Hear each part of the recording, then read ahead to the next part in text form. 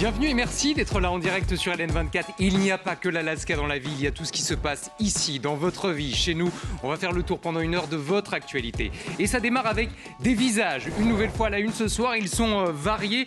Il y a d'abord celui de Farid, notre présentateur météo, oui, mais victime d'insultes racistes sur les réseaux sociaux. On verra comment il répond à tout ça. Giuseppe, un homme victime d'une redevance à payer à Charleroi, alors qu'il avait, lui, une carte PMR. Et puis Yvan Verhoekstraat, le président des engagés, qui a une nouvelle mission de facilitateur. On verra quel est son défi pour former un gouvernement bruxellois. Nous planterons aussi notre thermomètre ce soir du côté d'Ornu. Pourquoi ? Parce que dans quelques jours, Patrick Sébastien, l'homme, l'artiste, le présentateur qui a soulevé une immense polémique, sera bien sur scène en Belgique. D'autres l'avaient décommandé. La Belgique le soutient. Est-ce le bon choix ou pas ? C'est ce qu'on tranchera ce soir. Enfin, l'alerte rédac nous emmène du côté de la police fédérale où, quelques jours après des fusillades qui ont retenti partout dans Bruxelles, on cherche à engager surtout des femmes. Des femmes qui quittent la police, comment les faire revenir ? C'est la grande question de ce soir. Nous sommes en compagnie d'un panel exceptionnel qu'on vous présente dans un instant. Bienvenue dans Ça se passe chez nous. On est ensemble jusqu'à 19h. Si vous voyez un air bronzé, ne vous étonnez pas, ils reviennent de vacances. Bonsoir Michel Casselenbogen. Mais bonsoir. Merci d'être là. Bonsoir Valérie Sohi. Bonsoir. On a pris des vacances en toute légèreté, en toute décontraction ou même Exactement, mais pas au soleil. Pas au soleil. Bah écoutez, chacun son choix. L'Alaska, on en parlera peut-être dans quelques instants. C'est une destination. Salma Aouache, bonsoir. Bonsoir. Merci d'être là, vous aussi. À votre côté, le juge émérité honoraire Luc Hénard. Bonsoir Luc. Bonsoir. Merci d'être là. Je ne sais pas si quelqu'un a prévu une excursion du côté de Charleroi dans les prochains jours. Non, parce que faites gaffe à ne pas rater le bon panneau. Vous avez vu ces derniers jours que Marchienne-au-Pont avait été rebaptisé en Ma chienne au pont. Ça a fait évidemment sourire les habitants, sauf qu'ils ont désormais lancé une traque au mauvais panneau. Et on s'aperçoit que décidément, avec Ma chienne au pont, il y a des problèmes d'orthographe, parce que parfois on rajoute même un S. La preuve ici, la preuve encore sur ce panneau-là. Les habitants demandent donc un tout petit peu de considération pour leur localité et pour leur orthographe. Le message est passé, il est temps de passer à la une du jour.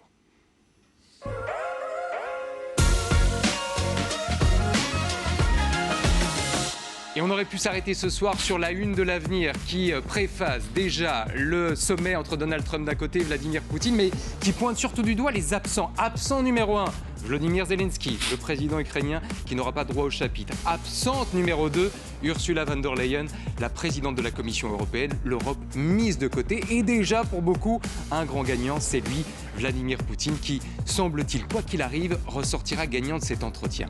On aurait pu s'arrêter aussi ce soir sur la une de l'ADH, plus sportive évidemment, avec la nouvelle chaîne Play Sport, mais aussi Remco Evenepoel. Remco, qui vous le savez, c'est désormais officiel, va changer d'équipe dans quelques mois. Et voilà que son nouveau directeur sportif, Raldink, a des propos qui vont rassurer les fans. Il participera aussi au classique, il a enregistré ses grands succès à ce niveau-là, mais un message qui va peut-être aussi inquiéter les fans. Pas sûr qu'il soit le leader sur le Tour de France.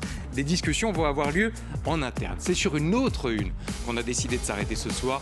La une de la Nouvelle Gazette qui revient sur l'alerte à la bactérie tueuse. On en a un peu parlé hier. La listeria a donc débarqué en Belgique avec un premier cas. Tous les journaux télévisés en ont parlé hier et on en fait leur ouverture avec parfois des propos très inquiétants que certains ont même jugés anxiogènes. On verra dans un instant si la panique est exagérée d'après vous ou pas. Mais d'abord, faisons un point avec vous, Alexandre Gérard, sur ce dossier parce qu'il y a une réaction qui a surpris beaucoup de monde aujourd'hui. C'est celle de l'AFSCA.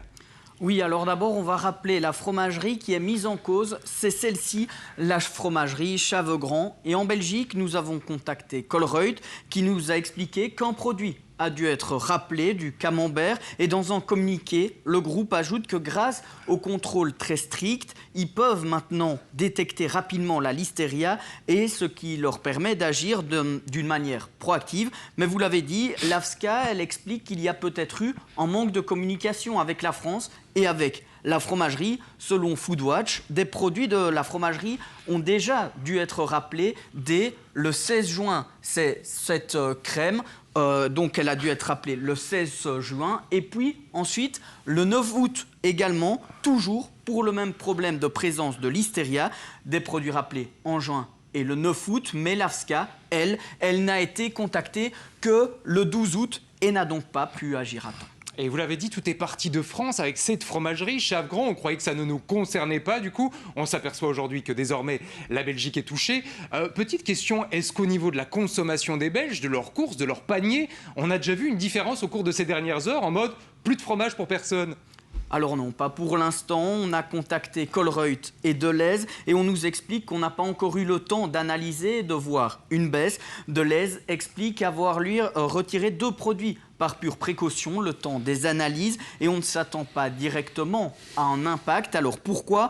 Parce qu'on a confiance en l'AFSCA et au système qui fonctionne. Certains nous expliquent aussi que dans d'autres cas, on a remarqué que les gens reprennent assez vite leurs habitudes de consommation, et je vous l'ai dit que le système de détection parvient à freiner les scandales à temps. Je me tourne d'abord vers l'experte en communication autour de la table. Valérie Sohi, comment vous jugez cette séquence? Est-ce qu'on a mal communiqué? Est-ce qu'on est en train de surinquiéter les Belges pour rien ou pas? Alors, quant au fait de mal communiquer, effectivement, dans ce cas-là, on est tributaire de la France, donc on ne peut vérifier que ce qui s'est fait en Belgique, et je pense qu'il y a eu une réactivité qui était tout à fait appropriée. Maintenant, quant à surinquiéter les gens, je ne pense pas, et ça pour plusieurs raisons, parce qu'on a vu, on se souvient à l'époque du Covid, où on imagine toujours que ça va arriver aux autres et pas à nous, et que donc, il convient quand même de rappeler à tout le monde d'être prudent, parce que ça n'arrive pas qu'aux autres. Qui plus est, parmi les personnes à risque, il y a les immunodéprimés. Or, on ne sait pas toujours que l'on est immunodéprimé. Il n'y a pas de signe d'indicateur. Oui, si on est allé chez son médecin, qu'on a fait les bons tests, très bien, on est au courant. Mais d'autres personnes se baladent sans le savoir et donc risquent des complications. Et je pense que oui, il faut effectivement garder ça en tête et être attentif. Donc le bulletin de la Belgique, irréprochable pour vous en termes de communication. Vous avez fait référence à la période Covid. Et figurez-vous que c'est peut-être le petit bonheur que l'on a dans cette affaire. Ça nous a permis de retrouver et d'avoir des nouvelles d'Ivan Latem. Ivan Latem qui fait son retour dans la presse pour commenter ces contaminations et ces cas belges avec 2 précisions de sa part. La listériose, c'est une maladie essentiellement alimentaire, mais attention, et heureusement, elle ne se transmet pas de personne à personne. Et puis, il revient sur un petit conseil alimentaire. Il est fortement conseillé de prendre des fromages pasteurisés, notamment pour les enfants. Les fromages à pâte dure sont généralement plus sûrs aussi. Comme ça, vous avez les conseils du professeur Van Latem ce soir. Salma, est-ce que vous trouvez qu'on tombe déjà un peu trop dans la psychose ou pour l'instant ça va? Alors, je ne pense pas qu'on tombe dans la psychose, même si c'est vite fait. Je m'interroge toujours sur la proportionnalité en fait, de la couverture par rapport au nombre de personnes qui sont réellement touchées. Il y a d'autres éléments dans la vie quotidienne qui en fait, créent plus de dégâts et il y a plus de victimes, mais on n'en parle pas, les chutes, et ça ne fait pas cette telle couverture. Vous voyez, il y a d'autres maladies aussi qu'on entretient nous-mêmes, les dangers du tabac, les dangers de l'alcool, etc. Ça ne fait pas cette couverture. Donc, moi, cet effet sensation, je sais qu'il se base sur d'autres problèmes qu'on a eus et donc tout de suite on part dans quelque chose de très anxiogène et très voilà. Mais sinon, je m'interroge vraiment sur la proportionnalité. Est-ce qu'aujourd'hui le risque est vraiment proportionnel à la couverture qu'on en fait? Mais il y a un facteur d'actualité. C'est l'occasion de rappeler, Valérie, Michel et Luc, que tous les jours ou presque, des produits sont retirés par l'AFSCA. Pas plus tard que ce matin, on apprenait que des harengs étaient retirés de nos rayons. Michel, vous êtes plutôt dans le clan des inquiets ce soir ou plutôt dans le clan des gens qui disent écoutez, on va pas en faire, c'est le cas de le dire, un fromage. Bon, je suis vraiment pas un spécialiste, et en plus le fromage, j'ai cette grande chance de pouvoir aller chercher chez le fromager, donc peut-être que je suis plus protégé, enfin j'en sais rien. Non, ce que je ne connais pas non plus, ce que je viens d'entendre d'un spécialiste, c'est que ça ne se transmet pas. Donc ça n'a rien à voir avec le Covid qui lui se transmettait. Donc je pense aussi qu'il est important qu'il y ait un contrôle de la chaîne alimentaire à tous les niveaux. Et je ne sais pas en effet quels sont les dangers de la maladie dont nous parlons, parce que je ne suis pas médecin.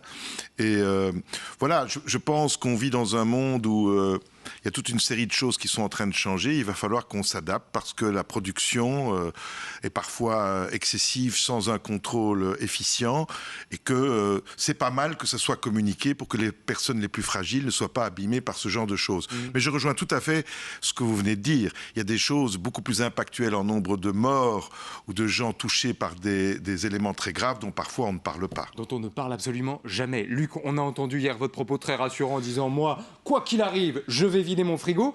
Je vais vous interpeller sur le volet plus politique de cette affaire parce qu'il y a un homme qu'on n'a pas entendu, Frank Vandenbroek, notre ministre de la Santé, absent totalement absent des débats. Est-ce qu'il aurait dû intervenir? Est-ce que vous attendez que le ministre de la Santé, à un moment donné, rassure sa population, ou il a le droit de rester en vacances tranquille? Oui, ou il a peut-être un peu mangé trop de fromage. C'est possible. Et donc, ma foi, il peut y avoir parfois des conséquences moins dramatiques que celles qu'on évoque. Mais cela étant, en termes de communication, et je me faisais la réflexion, parce que j'ai regardé toutes les communications qui ont été faites. Et alors, on utilise de façon extraordinaire le conditionnel. Ça pourrait avoir telle conséquence. Si vous êtes vulnérable, c'est un peu plus grave.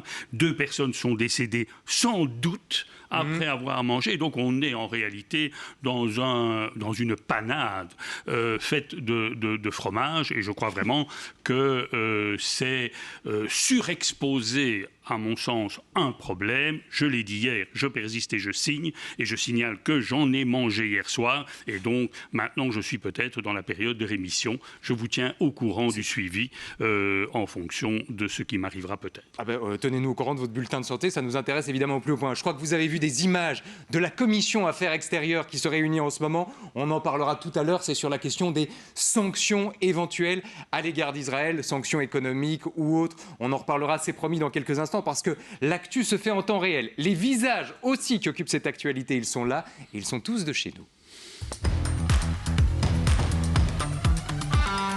Avec 3 visages qu'on voulait absolument mettre en lumière ce soir. Farid, notre Farid national, notre monsieur météo, victime d'insultes racistes sur les réseaux sociaux. Giuseppe, cet homme qui est venu changer sa carte d'identité à Charleroi et qui a reçu une redevance malgré le fait qu'il avait une carte PMR. Et puis le président des engagés, Ivan Verhofstadt, chargé d'une mission de facilitateur, va-t-il réussir là où tout le monde a échoué et former un gouvernement bruxellois? On se posera la question dans un instant. Mais premier arrêt autour de notre Farid national. Farid, vous avez l'habitude de le croiser évidemment sur LN24, où tous les soirs à 18h pendant l'année, il nous livrait son bulletin météo. Vous avez l'habitude de le croiser aussi sur le site et sur les réseaux sociaux de l'avenir. Vous avez l'habitude de le croiser sur TéléMB et dans d'autres médias de proximité. Il est absolument partout, y compris sur les réseaux sociaux où c'est une véritable star. Une star, oui, mais qui se prend parfois des volées de bois vert, voire pire que ça, des volées d'insultes. Quelques insultes qu'il a lui-même repérées et mis en exergue que je vous livre ce soir. Est-ce qu'il n'a pas envie de faire du couscous, Farid? Il se gourre tout le temps, il est temps qu'il aille faire du kebab. Farid, le spécialiste du Sahara. Alors, Salma, je suis désolé de me tourner vers vous spontanément, mais sur la question du racisme, c'est quoi? Il faut prendre ça à la rigolade comme le fait Farid, c'est ça la solution, où on ne laisse rien passer? Mais en fait, c'est très dur parce que personne ne veut être identifié comme une victime de racisme, ça vous définit. En tout cas, je ne peux pas dire pour moi, en tout cas, personnellement, là je peux parler à titre personnel, et il y a un certain nombre de personnes qui viennent de minorités ethniques n'ont pas forcément envie d'être vues que comme ça. On est pluriel et on n'a pas envie d'être dans une catégorie, on n'a pas envie d'être une victime, on veut exister pleinement. Mais à la fois, je pense que c'est suffisamment grave pour alerter et pour faire un peu d'éducation, on va dire, je suis désolée, au sens propre du terme. Je me rappelle, moi, il y a quelques années, je chroniquais sur RTL et sur un sujet spécifique qui était lié, je pense, au terrorisme ou quelque chose comme ça. Il y a certains qui se sont tout d'un coup rappelés de mon prénom et ont fait le lien entre les deux.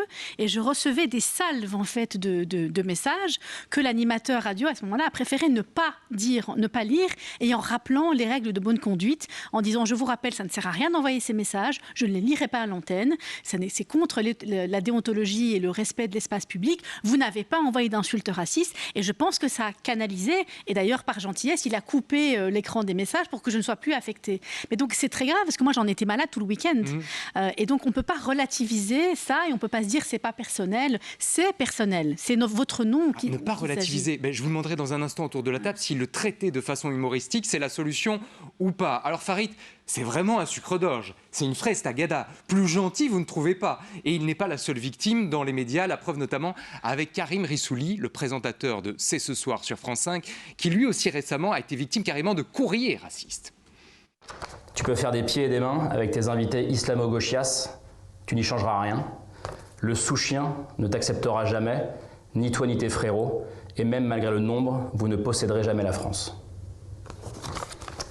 Karim Rissouli qui a choisi de médiatiser cette lettre avec un ton parfois très dur et grave. Farid, lui, joue la carte de l'humour. Je voudrais vous livrer quelques citations de Farid dans la presse du jour. Oui, de temps en temps, notre fierté en prend un peu un coup, mais surtout, il ne faut pas surenchérir. Utiliser comme moi l'arme de l'humour. La seule chose, dit-il, qui m'étonne parfois, c'est la provenance de ce genre d'insultes. Des parents, des grands-parents, parfois même des gens du monde de l'enseignement ou de métiers publics. Bref, on a l'impression que ça touche absolument tout le monde. D'abord, Valérie, l'arme de l'humour, est-ce que c'est la bonne pour lutter contre ça ou pas? Alors, je ne m'estime pas, évidemment, placée en tant qu'experte sur le sujet, parce qu'on fait tous le travail de déconstruction, on devrait le faire, et qu'il y a encore beaucoup à apprendre. Néanmoins, je pense que ça relève de la personne à qui on s'adresse. Chacun réagit comme il le veut. Si lui estime que c'est la meilleure façon de le faire, il y en a d'autres. Libre à lui de le faire. Ce que je trouve qui est nécessaire, c'est qu'on en parle. Nawel était ici il y a encore quelques semaines pour expliquer qu'elle-même en souffrait par rapport à certains sujets.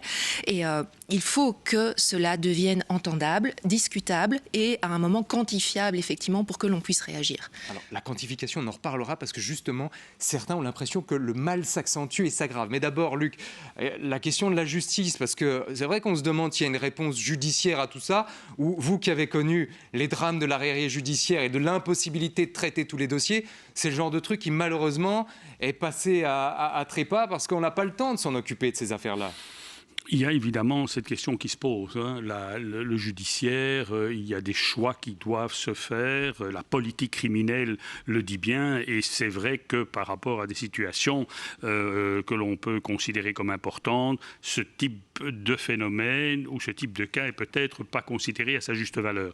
Maintenant, tout est une question, je crois, d'équilibre parce que les propos insultants, et il faut tout de même le rappeler, ce sont des infractions. Il faut peut-être qu'on se mette dans la tête qu'aujourd'hui c'est puni d'avoir ce type de propos. Mais ce qui est de façon générale plus inquiétant, c'est aussi cette libération ou cette liberté de parole, parce que quand on entend les propos qu'il a reçus, mais quand on voit parfois les propos que nous recevons, alors ça n'est pas du racisme au sens premier du terme, mais en termes d'insultes, on s'en prend quand même bien la tête. Certains vous diront que c'est bien mérité. Cela étant dit, je crois qu'une manière, et là c'est à titre personnel, qu'il réagit ou qu'il puisse réagir avec un certain humour, pour lui, je crois que c'est vraiment une bonne chose. Il ne minimalise pas, mais il considère que... Oui, c'est presque thérapeutique pour lui, quoi. Oui, c'est un soulagement. Il le dit beaucoup plus poliment que moi, mais va te faire foutre, c'est ce qu'il redit à tous ces gens, et je crois que c'est la bonne réponse à avoir, parce que, évidemment, le courage de tous ces gens, c'est de garder l'anonymat. Ils ne prennent pas la parole en disant qui ils sont pour affirmer ce genre de choses. Et donc, je crois que pour lui, et finalement peut-être pour la société tout entière, c'est une bonne chose que l'on puisse réagir à tout ça par l'humour, parce que le judiciaire n'est pas armé, malheureusement, pour répondre à toute cette problématique-là, parce qu'il y a des choix qui sont faits. L'humour pour se sauver, l'humour pour se soigner, parce que ça fait des dégâts. Écoutez Mohamed Bouafsi, qui, en France, a été victime d'insultes, et d'après lui, en tout cas c'est le constat personnel qu'il fait, les choses s'aggravent. J'en ai vécu auparavant le 9 juin, un message par mois, un message tous les 3-4 semaines. Là, c'est 4-5 messages par jour. Et c'est assez désagréable. Et c'est désagréable aussi pour nos proches qu'on reçoive. Je pense notamment à ma maman et à ma sœur. Et on se dit, mais pourquoi? Voilà, pourquoi? C'est la grande question, le pourquoi. Michel, vous faites le constat aussi que ça va de mal en pis? Oui, ça m'inquiète, ça, moi, en fait, très sérieusement. Et j'entends votre réaction, mais je ne suis pas tout à fait d'accord, je vais vous dire où, qu'on mette les moyens pour que ça s'arrête. Qu'on donne au judiciaire les moyens pour que ça ne soit plus permis. Bien sûr, une réaction avec humour, quand c'est possible, est mieux qu'une réaction. Mais les réseaux sociaux permettent aujourd'hui à n'importe qui de dire n'importe quoi, et puis on en parle. On avait eu ici une émission où on avait des jeunes qui se filmaient en train de tabasser un sans-abri. Moi, je trouve que on doit donner le moyen, dans une démocratie au judiciaire, pour que ce genre de choses qui sont racistes n'existent plus. Ça doit être puni, parce que si c'est pas puni et mis en évidence, eh bien pourquoi voulez-vous que ça s'arrête quand les gens les plus puissants de cette terre disent par moments des choses aussi horribles comme Trump ou d'autres, qui sont des grands repères politiques et se permettent par moments de dire n'importe quoi sur n'importe qui, dans toutes les discriminations possibles et imaginables. Moi, je ne trouve pas ça drôle du tout qu'on écrive des choses sur l'origine culturelle, religieuse ou autre de qui que ce soit, sur qui que ce soit. Je trouve que ça doit être puni, et ça doit être une des plus grandes punitions pour que ça s'arrête. Alors, en parlant de punition, et on va changer totalement de registre, c'est une punition sans doute injuste qui a été vécue par un autre visage de l'actualité, c'est Giuseppe. Giuseppe, c'est un homme qui habite du côté de Verviers, et voilà qu'il vient à Charleroi une fois tous les 10 ans pour refaire sa carte d'identité. Il part dans cette ville qu'il ne connaît pas, ou pas très bien, Charleroi, où il se rend au consulat italien, et voilà que devant le consulat italien, il y a 2 places PMR. Il est PMR lui-même, hein, il a l'incapacité de se déplacer de façon simple en tout cas. Il est clairement considéré comme handicapé, il le dit depuis 2002. Ces 2 places étaient occupées, il a donc été se garer juste à côté sur un emplacement normal. Son macaron PMR était bien visible et puis voilà que bardaf, il a été verbalisé de 30 €. Et alors Alexandre Gérard, là où on tombe des nues, c'est que il a été verbalisé à Charleroi, mais sans doute que dans des autres villes, ce serait passé crème. C'est quoi ces distinctions? Le règlement n'est pas le même partout? Eh bien oui, Thibault, les règles changent en fonction de la commune dans laquelle vous allez. Par exemple, à Namur, là-bas, il y a 2 possibilités. Soit vous faites enregistrer votre plaque d'immatriculation, ou alors vous pouvez sélectionner PMR sur les eurodateurs. Alors à Liège, il y a toutes les places qui sont gratuites si on s'enregistre avant. Et puis dans une autre ville wallonne où on a beaucoup parlé de PMR ces derniers jours, à Mons, là-bas, eh bien, si vous circulez par exemple dans une CLA avec un petit macaron PMR, eh bien, des places sont prévues spécialement et si elles sont occupées, eh bien, la personne peut toujours se garer sur les emplacements classiques, toujours gratuitement. Les personnes handicapées n'ont pas la gratuité du stationnement, par contre, dans les parkings couverts communaux. Et je suis certain que vous avez pris cet exemple totalement au hasard, évidemment. Restons à Charleroi l'espace d'un instant pour savoir comment ça se fait que ce règlement est comme ça. Et c'est quoi la règle à Charleroi? Eh bien, la règle, c'est que seules les places PMR sont gratuites. Et du côté de la ville, on rappelle qu'il y a un règlement qui a été revu en 2022 et qui a doublé les places réservées aux PMR dans le centre-ville, que les titulaires d'un macaron peuvent s'y stationner gratuitement sans devoir s'y enregistrer au préalable. Le but, c'était d'éviter une saturation. Pourtant, on l'a bien vu, avec ce cas-ci, la mission n'est pas réussie. Et Giuseppe a essayé de contester. C'est ce qu'il dit dans la presse et chez nos collègues de l'Avenir notamment. J'ai tenté de contester, mais ça n'est pas passé. J'ai fini par payer, même si c'est un scandale. Le même problème ne serait pas arrivé ailleurs. Luc, on tombe un peu des nues. Ça veut dire qu'aujourd'hui, quand vous êtes PMR, vous devez connaître le règlement de chaque commune, de chaque ville, de chaque région avant de pouvoir vous déplacer? Oui, on peut présenter les choses de cette manière-là, mais il y a des règles. Et les règles, elles existent, elles ont leurs imperfections, c'est évident, mais en l'espèce, eh bien oui, il y a, et les règles ont été rappelées, et elles doivent être respectées. Encore une fois, il y a une appréciation qui aurait pu sans doute être faite lorsqu'il a introduit sa contestation en disant voilà la situation dans laquelle je me suis trouvé et peut-être qu'il y avait une réponse à faire en termes de politique criminelle. Et ça me permet de réagir par rapport à ce que vous disiez et vite fait. Non, je pense qu'il ne faut pas tout punir. D'abord, ce n'est pas le travail du judiciaire de tout punir, mais de juger. Oui. Et il faut se mettre dans la tête que le judiciaire n'est pas fait et une société démocratique n'a pas un pouvoir judiciaire qui peut tout poursuivre. Ce n'est pas là la solution se trouve ailleurs. Donc, j'avais tenté d'éviter un débat sur que doit faire la justice, mais on est reparti pour un tour, on a remis un frein dans la machine. Sur la terminologie, je m'en excuse. On va rester sur Giuseppe, il attend des réponses. Oui, Michel. Oui, très vite, je veux dire, je préfère juger que punir, mais je trouve que le laisser-aller par rapport aux réseaux sociaux fait un énorme dégât et qu'il devrait y avoir une réaction judiciaire, politique, pour que ça ne puisse plus se permettre. C'est tout. Il y a des gens qui sont blessés par ça, il y a des gens qui exagèrent par ça, et de dire c'est comme ça ne me paraît pas la bonne réponse. Je ne dis pas que c'est ce que vous avez dit. Oui. Mais revenons à ce qui vient d'être dit. Ici, on ferait quoi? Eh bien, moi, c'est-à-dire que, mais vous savez, c'est comme la frontière linguistique. Hein, on dit toujours la frontière linguistique, on ne peut pas la changer. Je ne dis pas qu'il faut la changer ou pas la changer, mais ce n'est pas vrai. Il suffit que 2/3 des députés décident de la changer pour qu'elle puisse changer. Des règles peuvent changer. On peut tout d'un coup décider, de manière politique, que toutes les communes vont appliquer la même règle pour les PMR. Ce n'est pas le cas aujourd'hui. Et tant que ce n'est pas le cas, il faut respecter les règles. Mais je crois que les règles qui ne sont pas adaptées, elles sont faites pour être changées. Et d'ailleurs, pour qu'il y ait une plus grande cohérence. Giuseppe a écrit au bourgmestre de Charleroi, Thomas Dermine. Il a pris sa plus belle plume et son encrier pour tenter d'avoir une réponse. Bon, Thomas Dermine était sans doute en vacances et c'est son droit le plus strict puisqu'il n'a pas reçu de réponse du bourgmestre. Par ailleurs, Giuseppe n'est pas le seul à se plaindre. Il y a plein de PMR du côté de Charleroi qui ne trouvent pas d'emplacement. La preuve avec Mina Saouti. Elle représente l'ASBL Roulis. Plein de PMR à qui je parle ne sont pas contents. J'ai déjà dénoncé ce problème. J'en suis moi-même à plusieurs redevances. Salma, ça veut dire qu'à un moment donné, il faut agir. Soit on met plus de place, soit on change la règle. Moi, je suis pour encourager toutes ces personnes à avoir une action collective et demander en fait ce qui est leur droit le plus strict, c'est-à-dire ce sont des administrés, donc ils ont le droit de demander à leur administration, à leur pouvoir gouvernant pour lequel ils payent des impôts. Il faut quand même le rappeler qu'on paye des impôts quand on vit quelque part, et donc on a le droit à ce titre-là de demander un certain nombre d'aménagements parce qu'on ne trouve pas cela juste. En plus, quand on parle de choses comme cela, de règlements, quand il y a autant de disparités, alors on sait très bien que nul n'est censé ignorer la loi, mais quand on a une loi aussi complexe et il y a autant de disparités et que le citoyen ou la citoyenne est lésé, il est temps de pouvoir faire entendre sa voix. Et c'est la magie de notre pays, c'est qu'on peut faire entendre sa voix, on peut faire du lobby, on peut faire des actions collectives pour avoir raison. Et on est là pour en parler aussi ce soir, si ça peut aider Giuseppe d'une façon ou d'une autre. Troisième visage au cœur de l'actualité, et il nous éloigne de Charleroi, il nous ramène à Bruxelles. Yvan Verhoekstra, président des engagés, est donc remis au boulot. Pourquoi ? Parce qu'il a reçu, on l'a appris hier, une mission de facilitateur pour tenter de former un nouveau gouvernement. Je vous livre l'article de La Libre, c'était l'information d'hier.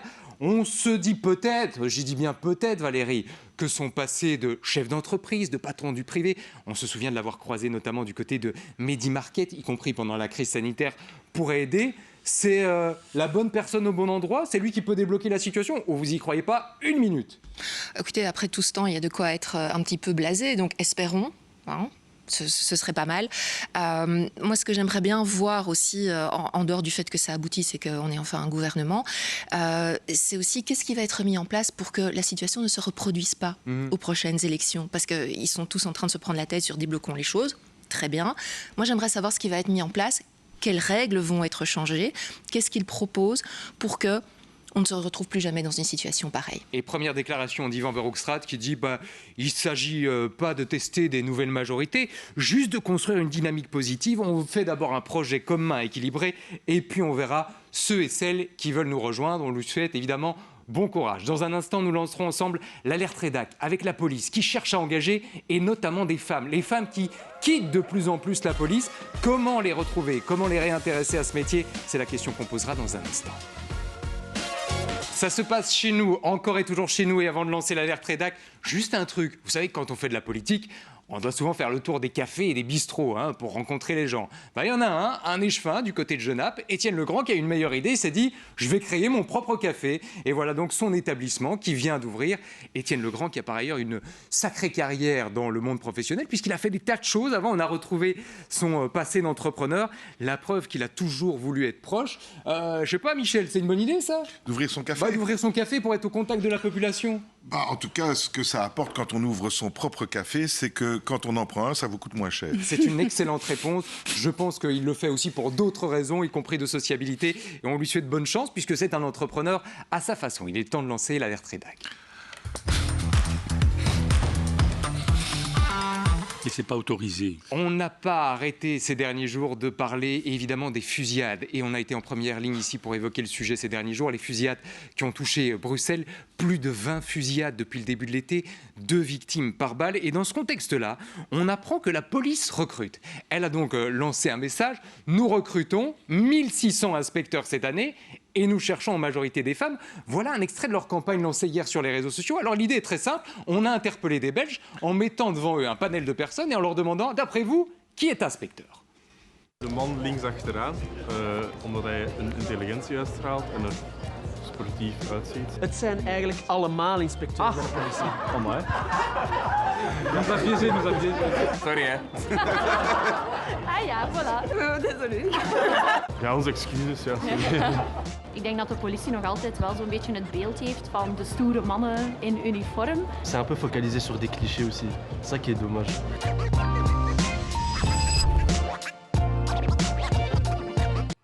La police qui tente de casser les clichés et d'amener la parité. La preuve avec le site de recrutement où on voit même plus de femmes que d'hommes. Si vous regardez bien sur cette photo, 4 femmes pour 3 hommes. Regardons ce qu'il en est dans les faits avec vous, Alexandre Gérard. C'est quoi la proportion de femmes aujourd'hui dans la police fédérale belge? Eh bien, ça dépend des services, Thibault. On va regarder ça d'un peu plus près. Au niveau des chefs de corps, il y a 20 femmes chefs de corps en Belgique, selon les chiffres du Standard. 20 sur 185, c'est à peine plus de 10%. Autre chiffre pour le moins interpellant, eh bien, la différence de proportion entre le nombre de femmes qui occupent un poste d'administration ou de soutien par rapport à des missions opérationnel. Regardez, pour les emplois civils, comme on appelle ça, il y a un peu moins de 72% de femmes. Mais pour les missions opérationnelles, ce pourcentage remonte à moins de 30%. Selon Moustique, dans la police administrative, il n'y a même que 22% de femmes. Ce qui est beaucoup plus inquiétant, c'est qu'on a l'air de nous dire que le nombre de femmes diminue. Est-ce que vous avez pu le vérifier, ça aussi ?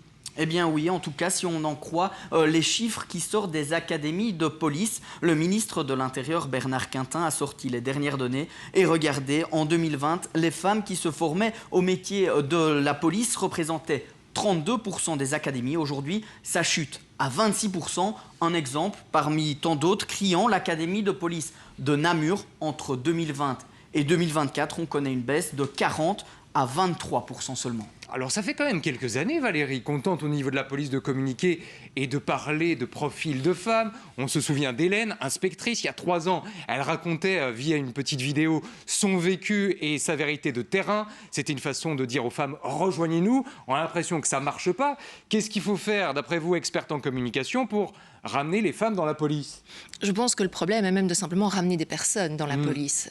Ils ont du mal à engager des hommes aussi pour combler toutes les places qui sont à pourvoir. Donc c'est un métier qui est problématique et effectivement tous les fusillades ne rassurent pas les personnes qui voudraient se lancer dedans et les femmes encore plus. Maintenant, peut-être expliquer en quoi c'est nécessaire à la condition féminine de façon générale qu'il y ait des femmes dans la police.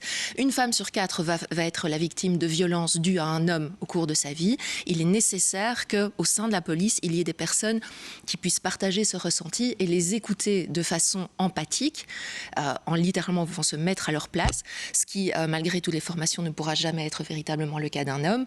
Et donc, elles ont un rôle essentiel à jouer dans cette fonction. Et on a besoin peut-être aussi de modèles. On se souvient, il y a quelques années, Salma, qu'on avait quand même une commissaire générale, Catherine de Boll, qui était une femme, et qui, lors de son arrivée, avait médiatiquement imprimé et donné un ton, on se souvient. Les valeurs qui sont très très importantes pour moi doivent vivre au sein de la police. Je ne me contente pas avec une affiche qu'on peut regarder, mais les valeurs doivent vraiment vivre. Donc par exemple au niveau de l'intégrité, nous avons déjà pris des initiatives, on a déjà une politique concernant les frais de représentation. On en parlait un peu avec Alexandre, mais aujourd'hui on cherche les visages un peu connus de la police qui sont des visages féminins et on n'en trouve pas. Est-ce que ça joue, ça? Alors, ça joue, mais ça ne va pas jouer tout seul. Je m'explique. Donc la communication, les rôles modèles, ça va être intéressant pour attirer des profils parce qu'effectivement, on va choisir des gens qui nous parlent, qui incarnent quelque chose. Maintenant, moi, je suis toujours très mal à l'aise quand on essentialise les comportements d'une femme ou d'un homme et donc sous-entendre qu'en fait, parce que c'est une femme, elle va être plus empathique, elle va avoir des autres valeurs que celles d'un homme et que donc c'est pour ça qu'il faut de la parité. C'est ce qui est souvent mis en place dans les campagnes en disant rien à voir par exemple pour un autre monde où il n'y a pas beaucoup de femmes, celui de l'économie. Christine Lagarde avait dit oui, les femmes sont super, elles m'amènent une autre vision. Et moi ça me met mal à l'aise parce que ça veut dire quoi en fait? Qu'une femme, si elle n'est pas empathique, du coup elle perd son avantage, et si un homme est empathique, il n'est pas vu comme empathique. Vous voyez, donc on ne va pas chercher ces qualités-là. Ce qu'il faut, c'est que structurellement ce soit confortable pour tout le monde et que tout le monde puisse exister avec ses valeurs et ses références. Mais sans devoir venir parce qu'il porte telle ou telle étiquette, si je vous comprends bien. Oui. C'est juste que ça doit être ouvert. Je voudrais juste vous livrer, Salma. Excusez-moi, je termine juste sur un point, c'est que si en fait vous faites une belle campagne de communication, mais qu'à l'intérieur, en fait, on n'a pas l'habitude d'accueillir des profils divers et d'avoir justement plus de femmes, ces femmes-là ne vont pas tenir. Parce qu'à ce moment-là, ce qui va se passer, elles se vont. Elles s'en vont. C'est qu'en fait, elles vont servir de porte-étendard ou d'exemple, et en fait, ce n'est pas intégré pour. Il suffit qu'il y ait dans un commissariat, par exemple, ou peu importe dans un système administratif, pas assez d'ouverture vis-à-vis des femmes, qu'elles subissent des remarques sexistes, qu'il y ait encore des vieux comportements où en fait on ne comprend pas qu'on doit partir chercher ses enfants et c'est vu comme une faiblesse, plein de petites choses comme ça, elles ne vont pas tenir. Et donc il faut qu'il y ait suffisamment de femmes pour pouvoir équilibrer les choses, peu importe le caractère qu'on a en fait. Vous avez dit tous les profils doivent se sentir accueillis dans la police. C'est un peu ce que dit Eric Snook, le nouveau commissaire général, qui dit voilà, pour fonctionner de manière optimale, l'organisation policière doit être le reflet le plus fidèle de la société qu'elle sert. Luc, je ne vais pas vous faire l'injure de vous rappeler que vous avez travaillé évidemment avec la police dans votre passé de juge, en tout cas que vous connaissez très bien ces matières-là aussi. Vous avez ressenti, vous, un manque de femmes et ça a été problématique dans certains dossiers ? Mais je rejoins ce qu'elle dit. Il ne faut pas non plus exagérer le phénomène. Cela étant dit, tout ce qui a été dit par rapport aux femmes vaut également pour les hommes. Et quand je vois la campagne qui est faite, donc les emplois sont ouverts à tout le monde, chance égale à l'ensemble des candidats, quel que soit leur sexe, couleur de peau, origine, etc., eh bien, je dis qu'on se trompe. On se trompe parce que, non, le métier de policier n'est pas fait pour tout le monde. Que ce soit un homme, que ce soit une femme, c'est un métier extrêmement difficile. Et ce qui se passe aujourd'hui, c'est recruter 1600 personnes. Et je suis prêt à parier un magnum de champagne si... Par hypothèse, je le note, ça. Vous doutez bien qu'on l'archive, le Magnum. On peut les recruter, et bien vous allez voir quel est le nombre de personnes, hommes et femmes, qui vont rester. C'est ça, il faut les garder en fait. Au bout, on doit les garder. Et en réalité, c'est là le véritable problème aujourd'hui. On a en fait remplacé la quantité par la qualité. Et enfin, la quantité, oui, je dis bien, la qualité par la quantité. Merci, c'est déjà le Magnum qui fait ses effets. Et donc, vraiment, il y a là un véritable problème. Et donc, non, le recrutement doit se faire avec des critères au départ qui soient des critères bien définis, hommes, femmes, et tous autres, savoir écrire, savoir un peu lire, ça aide aussi quand on exerce des métiers. Et là, je vais sans doute encore me faire reprocher certaines choses, mais c'est à ce niveau-là que les questions se posent. Et quand vous avez des phénomènes de recrutement où on va se bousculer pour entrer, eh bien oui, le problème, ça va donner un travail de fou. Vous allez recruter peut-être en masse avec un peu moins d'exigence, mais malheureusement, le résultat ne sera pas atteint. Vous n'aurez pas ce dont on a impérativement besoin. C'est une police homme-femme de qualité. Vous savez qu'on parle beaucoup de vous, Luc, en ce moment. Apparemment, en ce moment, le ministre des Affaires étrangères, Maxime Prévost, a fait référence à vos propos sur ce plateau. On vous livrera tout ça dans un instant parce que l'info, on vous le rappelle, se fait en temps réel. C'est un problème, Michel, cette absence de femmes, ou vous êtes dans le même discours que Luc et de dire non, policier, c'est pas fait pour tout le monde, je suis désolé, on recherche d'abord des compétences précises. Alors, je pense que dans tous les métiers ne sont pas faits pour tout le monde. Je veux dire, c'est pas le seul métier. Je pense aussi que j'ai pas eu énormément de contacts, mais j'ai eu pas mal de contacts quand même avec des femmes policiers ou des femmes inspectrices qui m'expliquaient des comportements par moments assez machistes dans les commissariats, ce qui faisait que leur intégration n'était pas si évidente, elle n'était pas écoutée. Donc il y a un changement de mentalité. Je pense aussi qu'il y a, je sais pas combien d'années, il n'y avait pas une femme policier. Que maintenant, ce qu'il faut veiller à faire, c'est changer les mentalités. Mais surtout, ce que je crois, c'est que dans une démocratie, il y a des piliers. Ces piliers sont l'enseignement, la police, les infirmières, les politiques, et que tant qu'on ne valorise pas ces métiers d'une autre manière qu'aujourd'hui, on ne va pas attirer les personnes les plus qualifiées, les plus qualitatives. Donc, il faut savoir quelle police on veut, et si on veut une police de qualité, il faut se donner les moyens de l'avoir. C'est de l'attractivité financière ou pas seulement ? Aussi, je pense qu'il y a toute une série de métiers qui, dans notre société, pour défendre les valeurs de la démocratie, ne sont pas rémunérés suffisamment. Et ça n'attire pas, dans le monde dans lequel on vit, j'aimerais tellement qu'il soit différent, ce monde, mais dans le monde dans lequel on vit, ça n'attire pas toujours les personnes les plus qualifiées. Voilà, je pense que pour surveiller une société, pour l'éduquer, pour lui faire respecter un certain nombre de règles, il faut un certain nombre de compétences. Ce sont des métiers dangereux, hommes ou femmes. Je suis évidemment pour une mixité totale, mais pour ça, il faut aussi que les comportements changent à l'intérieur et que les propositions soient peut-être un peu plus valorisées. On souhaite bon courage à l'Arizona pour trouver le budget permettant de revaloriser tous ces policiers, mais ça, c'est un autre problème. On continuera à faire le tour du pays et on va faire le tour de ce qui se passe chez vous.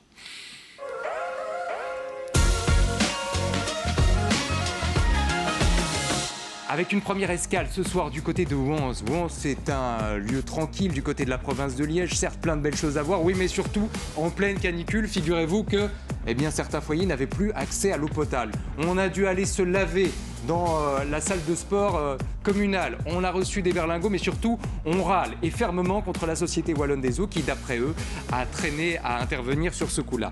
Ça bouge aussi du côté de Banneux. Vous savez que c'est un week-end exceptionnel. On attend 20 000 personnes pour le pèlerinage. On parlait hier des soucis de l'Église. Eh ben de ce côté-là, apparemment pas de problème de foi, pas de problème de mobilisation. C'est tout un quartier, c'est toute une commune qui va vivre au rythme du pèlerinage ce week-end. Et puis, on fait une dernière escale ce soir du côté d'Yon. Lyon, on est dans le Hainaut. Et voilà qu'un club de foot, 3 jours de suite, a été vandalisé, saccagé, son terrain a été abîmé. Club de foot très sympathique au demeurant, puisque vous voyez les images qu'on poste régulièrement sur ses réseaux sociaux, c'est la franche camaraderie, c'est parfois même un petit peu la guindaille, et on ne comprend pas de ce côté-là ce qui s'est passé. Lisez les déclarations de Quentin Urbain, qui est le délégué du club, qui dit on est un club familial, on n'a jamais eu de problème avec qui que ce soit. Je ne sais pas d'où viennent ces agissements, et d'après mes collègues, ça se passe assez tard, mais surtout, on a peur que dans les jours qui viennent, la situation s'envenime. C'est pour ça qu'on a sensibilisé nos voisins pour qu'ils interviennent.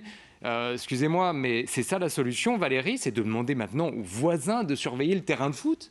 C'est malheureux. C'est effectivement malheureux, mais j'ai envie de dire, si ça fonctionne, oui, il faut le faire et il ne faut pas s'en priver. C'est vraiment les voisins vigilants? On est obligé d'en arriver là? Mais si on manque de personnel dans la police et que quelqu'un ne peut pas être passé 22h30 comme c'était expliqué sur le terrain, je dis que c'est mieux les voisins que rien du tout. Soyons pragmatiques. Oui, c'est juste que Luc, on n'est pas évidemment dans des citoyens qui se rendent justice, on est dans des citoyens qui donnent un coup de main et qui surveillent. Je ne sais pas comment le juge regarde ça. Demander à des voisins de rester vigilants et de surveiller des éventuels comportements illicites le soir. Mais quelle démission des pouvoirs publics, hein. Qu'il y ait un vivre ensemble, évidemment qu'il doit exister. Et c'est très important, le fait que les voisins se parlent, le fait qu'on sache ce qui se passe dans le quartier, c'est évidemment quelque chose d'essentiel. Mais c'est tout de même affligeant de devoir constater que, eh bien, on préfère ou confier aux voisins ou confier à des sociétés de gardiennage privées des fonctions qui me paraissent, et vous l'avez très bien dit en parlant de la police, des fonctions qui sont régaliennes et qui doivent être impérativement revalorisées. C'est le grand nœud aujourd'hui et ça, je crois que ça fait partie de la responsabilité d'un État. Alors, on a vu le bourgmestre de Mons du côté du club de foot d'Yon, mais c'était dans une autre circonstance, un autre contexte, c'était plutôt pour faire la fête. Il n'est pas torse nu, c'est Nicolas Martin, vous le reconnaissez juste derrière. On espère que pour le club de football, il pourra aussi intervenir sur ce dossier-là et pas seulement pour fêter des victoires dans le coin. Voilà pour le tour de nos régions. Il est l'heure d'aller planter notre thermomètre et ce soir, c'est du côté d'Ornu. Ah, c'est le grand retour d'un visage qui vous avait peut-être manqué. Il a beaucoup fait l'actualité ces derniers jours. Et il revient. Patrick Sébastien. Patrick Sébastien qui est d'humeur chaude, très chaude, c'est son habitude. Inutile de vous rappeler qu'il avait fait la polémique il y a de ça quelques jours pour une autre vidéo. La fameuse scène d'une fellation sur scène, on ne sait toujours pas si elle était simplement mimée ou réelle, et c'est un détail très scabreux dans cette histoire, ce n'est peut-être même pas l'essentiel. On sait que suite à ça, eh bien certains avaient décommandé Patrick Sébastien sur leur festival ou sur leur festivité, la preuve du côté de la France. Patrick Sébastien ne tournera pas les serviettes à la Motte du Caire. Le chanteur devait se produire dans 2 semaines dans ce petit village des Alpes de Haute-Provence. Mais la vidéo virale du Cap d'Agde a tout changé. Des images amateurs tournées le 22 juillet dernier. On voit une femme se mettre à genoux face à l'animateur lors d'un concert. Selon lui, elle mime alors une fellation. La séquence fait inévitablement polémique. Annulation en France, mais chez nous, pas de problème. Il sera là, et bien là, du côté d'Ornu. C'est Sudinfo qui nous révèle cette info. Les événements récents auraient pu mettre en péril sa venue. Eh ben non, pas du tout. Il sera là le 30 août pour la fameuse Kermesse à Bouboul, qui est une institution dans la région. Et ça a été communiqué d'ailleurs sur les réseaux sociaux et sur la page Facebook. Vous auriez attendu des Belges, Michel, une annulation et une réaction à la venue de Patrick Sébastien, où vous vous dites, si le public le demande, qu'il y aille. Kermesse à Bouboul, quand même, c'est incroyable par rapport au sujet. Non, vous ne pouvez pas trouver mieux. Non, vraiment. Je pense plusieurs choses sur ça. Je pense que c'est vraiment inadéquat de faire ça sur scène ou de le faire devant qui que ce soit, d'ailleurs. Je pense que je ne sais pas, moi, dans quel contexte cet accident a eu lieu. Est-ce un accident ou volontaire? J'aimerais le savoir parce que, vous savez, quand vous êtes sur scène, il peut arriver par moments des événements où vous êtes terriblement maladroit par rapport à une situation vous faites rire à tort sur quelque chose, et ce n'est pas obligatoirement le fond de votre pensée. Je ne suis pas un fan de cet artiste, mais non, d'une manière générale, je trouve que... Mais alors, on est dans un monde clivant aujourd'hui. Donc ça ne vous dérange pas de le voir hors nu, pour faire simple? Mais moi, je ne le prendrais pas dans mon théâtre.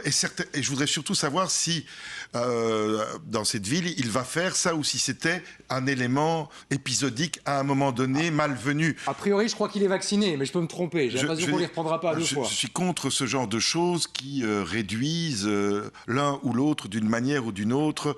Et le mot réduire n'est pas bon, mais qui discriminent ou qui sont machistes ou masculinistes et discriminants, particulièrement pour les femmes. Vraiment contre. Maintenant, de là à annuler pour ces gens un festival où ils ont vendu des places, je trouve ça très compliqué. Je voudrais bien qu'il s'exprime là-dessus. Ah, il s'est exprimé. Il a évidemment. Qu'est-ce qu'il a dit? Il s'excuse ou il ne s'excuse pas? Oui, il a dit qu'il était quelque part, je ne vais pas dire victime, mais que ça lui est tombé dessus, qu'il n'était certainement pas demandeur et que tout ça était mimé. Donc il nie toute participation. Il estime avoir vu une spectatrice se jeter sur lui. Je ne veux pas le défendre du tout. Non, je ne veux vraiment pas le défendre. Mais je veux simplement dire que parfois Parfois, il y a des réactions de personnes sur scène qu'il est très difficile de maîtriser à un moment donné. Et si ça ne correspond pas à ce qu'il souhaite et qu'il s'en explique et qu'il s'en excuse, alors on ne va pas le punir à vie, ce monsieur. Non. Voilà. Et Michel, je me permets de rappeler que le public belge est demandeur. À Ornu, on attend Patrick Sébastien, tout comme on l'attendait à Neuchâtel, il y a de ça quelques mois. Mais ça, il ne faut pas toujours donner au public ce qu'il attend. Ah, ça, c'est évidemment l'homme de théâtre. C'est l'homme de théâtre qui parle ce soir. Donc ça, il faut faire attention à ce qu'on donne aux gens. Il ne faut pas toujours donner exactement ce que les gens attendent parce que ça peut vous amener très, très, très loin. Je voudrais qu'on entende évidemment la voix des femmes sur ce plateau. Salma, la Belgique et Ornu auraient dû être durs à l'égard de Patrick Sébastien et lui dire « Cette année, tu passes ton tour ?» Mais en fait, je pense que ceux qui peuvent être durs, c'est le public, parce que du coup, ils viennent en connaissance de cause. Donc, s'il y en a qui n'ont pas acheté leur ticket et qui voient ça, ils ne les achèteront pas parce que ça ne leur correspond pas. Et puis, s'il y en a finalement qui ont accepté les explications qui ont été données, les excuses, entre guillemets, et qui s'en accommodent, ou que ça amuse, ou que ça ne choque pas, on est encore dans un pays libre, qu'ils y aillent. Ce qui va être compliqué, et je pense que c'est là qu'il faut agir, c'est quand on contrevient manifestement à la loi, aux règles de vivre ensemble. Ici, ça ne s'est pas passé chez nous. Voilà, il pourrait y avoir un avertissement. Ils peuvent en profiter pour remettre un cadre en disant attention, faites gaffe, parce que ça, chez nous, ça passe pas. C'est un attentat à la pudeur ou quoi. Je suis absolument pas juriste, mais on peut le qualifier, vous voyez, de plein de manières. S'il n'y a rien de grave, enfin, si c'est grave d'un point de vue d'image. C'est le public qui décide, d'après vous, si je comprends bien. Il n'y a rien, entre guillemets, moi, ça me gêne. J'aime pas ça du tout. J'étais pas du tout à l'aise devant ça. J'irai pas le voir. Mais j'irai pas le voir en connaissance de cause parce que j'aime pas ça. Je peux pas interdire aux gens de penser la même chose que moi. Du moment qu'il n'y a pas d'insulte ou il n'y a pas de discrimination. Et la justice, on le rappelle, n'est pas encore passée. Je ne sais même pas si une plainte a été déposée. Avant d'entendre la voix du juge, juste la voix de l'autre femme sur ce plateau. Valérie, c'est quand même important de vous entendre aussi. Vous attendiez d'Ornu un geste fort en disant « pas de patoche cette année ». Non, et j'avoue que je rejoins tout à fait. La sanction doit venir du public. Si ça leur convient, ils y vont. Si ça leur convient pas, ils n'y vont pas. À partir du moment où il n'a rien fait d'illégal, et ça reste peut-être encore à déterminer, mais s'il a respecté le cadre de la loi, je ne vois pas pourquoi on lui interdirait le spectacle. D'autant plus qu'ici, j'ai envie de dire oui, dans ce cadre-ci, alors son branding est absolument parfait. Hein, il est dans la lignée de ce qu'il fait d'habitude. Et c'est d'un mauvais goût crasse. Fine, ça peut plaire à certaines personnes. Ils iront le voir très bien aussi. Néanmoins, on peut imaginer que ce type de geste dans une pièce de théâtre qui serait adaptée, je ne sais pas, j'imagine les monologues du vagin, une adaptation ou quoi que ce soit, qui parlerait de ce genre d'acte et qui serait amené à mimer ce genre d'acte dans une volonté polémique et de susciter un débat, on ne peut pas commencer à dire c'est autorisé dans tel cadre, c'est pas autorisé dans tel autre. D'un point de vue, j'ai envie de dire, légal. Quand on vient voir les monologues du vagin, on sait ce qu'on vient voir. Quand on vient voir Patrick Sébastien avec ses enfants, non, on sait ce qu'on va voir quand on va voir Patrick Sébastien aussi. C'est le combo le plus inattendu de l'histoire. D'un côté, le juge Hénard, de l'autre, Patrick Sébastien. Voyons ce que ça donne. Luc, la Belgique aurait-elle dû l'interdire d'accès l'espace d'au moins quelques festivals ? Sûrement pas. Okay. Sûrement pas. Je pense qu'il faut quitter ce monde pudibond dans lequel on est. Et si par hasard... Je n'aime pas beaucoup cet artiste-là non plus, mais enfin bon, il n'y a pas mystère dans sa façon de s'exprimer et dans sa façon de faire les choses. Eh bien, je n'ai pas envie de voir ce spectacle qui est finalement affligeant. Je tourne les dos et je m'en vais. Si demain il décide de programmer l'intéressé dans son théâtre, eh bien, je n'irai pas le voir. Il y a là aussi, je crois, un peu d'intelligence à avoir plutôt que d'en faire tout un débat et surtout d'envisager que le judiciaire pourrait intervenir. Là aussi, on va encore avoir un problème parce qu'on n'aura pas le temps de s'occuper de ce genre de questions. Et donc, je crois, revenons-en au calme, on aime, c'est comme ça, on n'aime pas, eh bien, on s'en va. Ça ne méritait peut-être pas, vous nous l'avez dit, tout un débat. Ce qui mérite certainement tout un débat, c'est ce qui se passe en ce moment du côté de la Chambre. La commission Affaires extérieures se réunit aujourd'hui pour prendre ou pas des sanctions par rapport à Israël. On voit ce qui se passe en direct et on parle même de Luc Hénard là-bas. Ça se passe chez nous, ou presque chez nous. Enfin, quelque part, c'est chez nous. Il est l'heure de parler des Belges face au monde.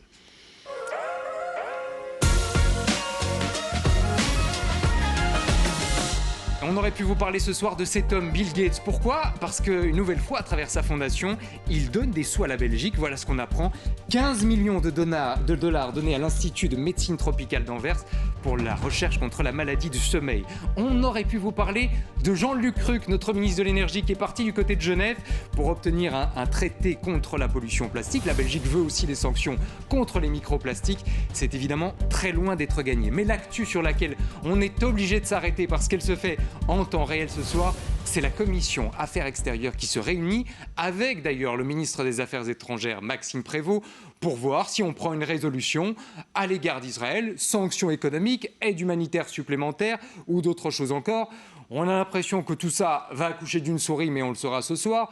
Luc, pour vous, c'est de la simple communication? Ça, c'est juste pour occuper la galerie parce qu'on sait qu'il ne va rien ressortir de tout ça? Alors bon, restons optimistes. Il peut peut-être en sortir quelque chose et je crois qu'il faut vraiment se mobiliser pour qu'il en sorte quelque chose. Parce que c'est un peu ça, l'inquiétude que j'ai exprimée à plusieurs reprises, c'est qu'on parle encore et on dit des choses, mais tout ça est trop tard. Aujourd'hui, on est face à une situation où il faut agir. Il faut agir, il faut prendre le taureau par les cornes et prendre une décision. Et aujourd'hui, et je répète ce que j'ai dit il y a quelque temps, le fait de simplement discuter à propos de ce qui se passe là-bas nous rend, qu'on le veuille ou non, complices de ce qui s'y passe. Et donc nous avons, en tant que citoyens, mais aussi en tant qu'État, une responsabilité et j'espère que cette responsabilité, eh bien, la Belgique la prendra. Vous voyez les images de la commission, elles ont en toute honnêteté été enregistrées il y a quelques minutes. On sait que Rajamawan notamment a demandé pourquoi le Premier ministre Bart De Wever n'était pas présent sur place, disant que malheureusement la guerre, elle, ne prenait pas de vacances. On a vu aussi des associations à l'extérieur, des militants, ils étaient environ 400 à appeler la Belgique à prendre des mesures. Salma, je me tourne vers vous. Vous attendez quelque chose de cette commission ou honnêtement, c'est le gouvernement qui va trancher dans quelques semaines ? Non, j'attends en tout cas qu'il y ait des conversations franches sur le périmètre de ce qui peut être fait. Donc je le vois plutôt comme un balisage du périmètre des actions, ce qui, entre nous tous, ne devrait pas encore être un sujet de conversation, mais visiblement, on a besoin de cette commission parce que clairement, il y a des balises du droit international, il y a une situation humanitaire dramatique et accablante, donc les faits sont quand même assez têtus. Donc qu'il y ait besoin de cette commission parce que on n'arrive pas à avoir cette conversation posée entre différents partis de cette majorité, ok, ainsi soit-il, mais effectivement, l'action devrait arriver et elle devrait vraiment plus tarder parce qu'on se discrédite à chaque minute qui passe en faisant semblant de ne pas voir et ça, c'est très embêtant. C'est très fort ce que vous dites. Alors, l'opposition espère, encore, je dis bien espère, qu'on vote une résolution ce soir. Ça semble compromis. Michel, vous êtes dans le même état d'esprit. Vous espérez que quelque chose de concret sorte là, maintenant, tout de suite ? Oui, on peut faire qu'espérer. Je veux dire, par rapport au drame qui se passe partout, il y a des morts. On peut faire qu'espérer que ça s'arrête. Hein. Pas qu'à cet endroit-là, à plein d'endroits. Mais je pense qu'il ne faut pas se mentir. Enfin, je ne dis pas qu'on se ment. J'ai ce sentiment que, regardez, il y a un rendez-vous, il y a une réunion là entre Poutine et Trump. Hein, et l'Europe n'est pas convoquée et Zelensky non plus. Le jour où les États-Unis et les Russes seront d'accord sur ce qui se passe au Moyen-Orient, il n'y a plus de guerre. Alors, c'est vrai qu'on est complice à ne pas agir, mais c'est tellement évident que les réactions, d'abord, elles sont faites par rapport à l'opinion publique, qui sont indispensables. Donc, je trouve ça nécessaire qu'il y ait une position qui soit prise. Mais la réalité, pour que ça s'arrête, il faut que les puissants de ce monde se mettent d'accord pour que ça s'arrête. Sinon, malheureusement, j'ai peur que ça ne s'arrêtera pas. Je trouve ça très triste et je trouve ça bien qu'il y ait des débats là-dessus. Mais j'ai ce sentiment que ça n'amènera pas une solution si les États-Unis ne prennent pas une position claire, par exemple, sur la situation. On sait à quel point ils sont impliqués par rapport à ce qui se passe ou ce qui ne se passe pas là-bas. Mais en attendant, la résolution, elle semblait porter, en tout cas d'après l'opposition, sur des trucs assez simples. Aide humanitaire supplémentaire, sanctions économiques à l'égard d'Israël. Valérie, on n'est pas capable maintenant de se mettre d'accord même sur ce qui semble assez minime ? Mais le timing est très mauvais. La reprise n'est pas encore là. Politiquement, on sait bien que pour qu'il se passe quelque chose pendant l'été, à moins d'un scandale sanitaire comme on a déjà eu, et d'autres grandes catastrophes, non, les choses ne bougent pas beaucoup politiquement en été. Donc il va malheureusement, je pense, falloir attendre. Maintenant, si cette commission a le mérite de rendre, et comme Salma l'expliquait, de baliser le terrain afin que des excuses ne puissent plus être utilisées pour ne pas avancer par la suite, tant mieux. Et il faut que ça reste dans l'actualité. Et parlons-en. Au maximum, je suis d'accord que ce n'est pas suffisant, mais tant qu'on en parle, au moins, on ne peut pas prétendre qu'on l'essaye d'oublier. Donc, il faut continuer à en parler. Mais oui, en été, moi, je n'ai pas beaucoup d'espoir. Parler, c'est bien. Pour Luc, décider, c'est mieux. Et vous pourrez suivre évidemment toute l'actu sur cette commission en temps réel, sur le site de la LIB, sur le site de l'ADH et sur le site de l'Avenir. Nous, on continue avec, dans un instant, C'est ça la vie. Et c'est à 19h sur LN24. À 20h, vous avez rendez-vous avec Doc Choc. Et puis, on se retrouvera à 22h pour Bonsoir les stars avec Nicolas Pipin. Merci Salma, merci Luc, merci Valérie, merci Michel. Merci. On se retrouve demain pour une émission un peu best-of. Même heure, même endroit. Salut.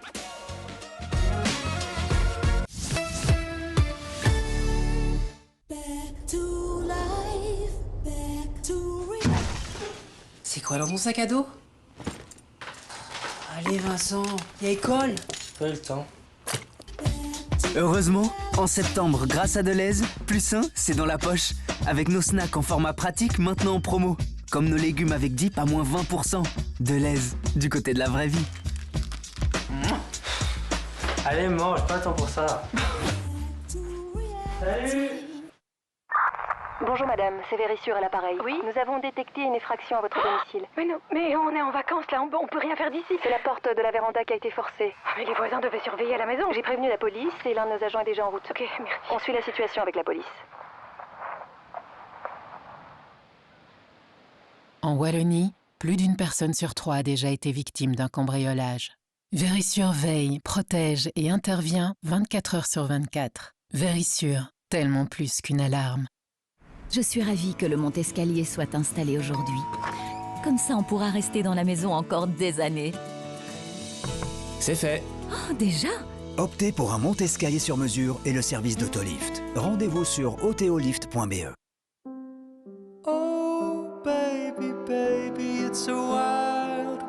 Votre instinct, c'est de protéger vos enfants.